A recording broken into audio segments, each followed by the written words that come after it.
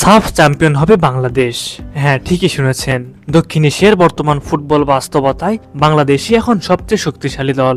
একটা সময় ভারতকে দক্ষিণ এশিয়ার অপ্রতিদ্বন্দ্বী শক্তি বলা হতো, কিন্তু সেই সমীকরণ এখন বদলে গেছে। সাম্প্রতিক পারফরমেন্স, দলগত সংগঠন, খেলোয়াড়দের আত্মবিশ্বাস ও মাঠের আধিপত্য সব মিলিয়ে বাংলাদেশ এখন এমন এক জায়গায় পৌঁছেছে যেখানে প্রতিপক্ষরা আর আগের মতো পাত্তা পাচ্ছে না। দক্ষিণ এশিয়ার ফুটবলে এখন আলোচনার কেন্দ্রবিন্দুর নাম একটাই, সেটি হলো বাংলাদেশ। দক্ষিণ এশিয়ার বিশ্বকাপ হিসেবে পরিচিত সাফ চ্যাম্পিয়নশিপ এই অঞ্চলের সবচেয়ে মর্যাদাপূর্ণ ফুটবল আসর। বছরের পর বছর ধরে এই টুর্নামেন্ট ঘিরেই ফুটবল প্রেমীদের সবচেয়ে বেশি উত্তেজনা কাজ করে।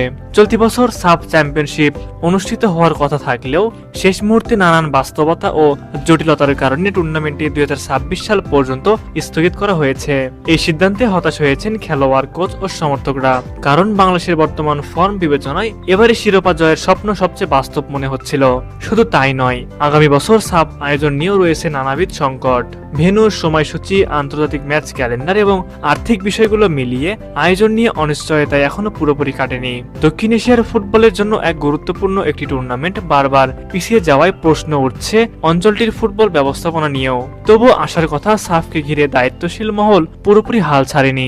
বাফুফের বর্তমান সভাপতি তাবিত আওয়াল জানিয়েছিলেন, এই বছর সাফ না হলেও আগামী বছর এই আয়োজনটি করতে হবে। তার মতে বাস্তবিকভাবে বিশ্বকাপের আগে এই টুর্নামেন্ট আয়োজন করা সম্ভব নয়, তাই বিশ্বকাপের পর একটি সুবিধাজনক সময় বেছে নিয়ে সাফ চ্যাম্পিয়নশিপ আয়োজনই হবে সবচেয়ে যুক্তিযুক্ত সিদ্ধান্ত। তার এই বক্তব্য নতুন করে আসার আলো দেখাচ্ছে দক্ষিণ এশিয়ার ফুটবল প্রেমীদের। বাংলাদেশের জন্য এই অপেক্ষা হয়তো আরো উত্তেজনাময় হয়ে উঠছে, কারণ দলটি এখন এমন এক পর্যায়ে দাঁড়িয়ে যেখানে সাফ শিরোপা জয়ের দাবি আর স্বপ্ন নয়, বরং বাস্তব প্রত্যাশা। দলগত সমন্বয়, আধুনিক ফুটবল দর্শন এবং আত্মবিশ্বাসী পারফরমেন্স বাংলাদেশকে এনে দিয়েছে আলাদা পরিচয়। সাফ যখনই হোক, যদি বর্তমান ধারাবাহিকতা ধরে রাখা যায়, তাহলে বাংলাদেশের সামনে ইতিহাস গড়ার সুযোগ হাতছানি দিচ্ছে তা বলাই যায়। সুপ্রিয় দর্শক, বাংলাদেশের বর্তমানে যে দল রয়েছে, এই দল নিয়ে কি সাফ চ্যাম্পিয়ন হওয়া সম্ভব? এই বিষয়ে আপনারা কি ভাবছেন তা আমাদের কমেন্টে জানাবেন।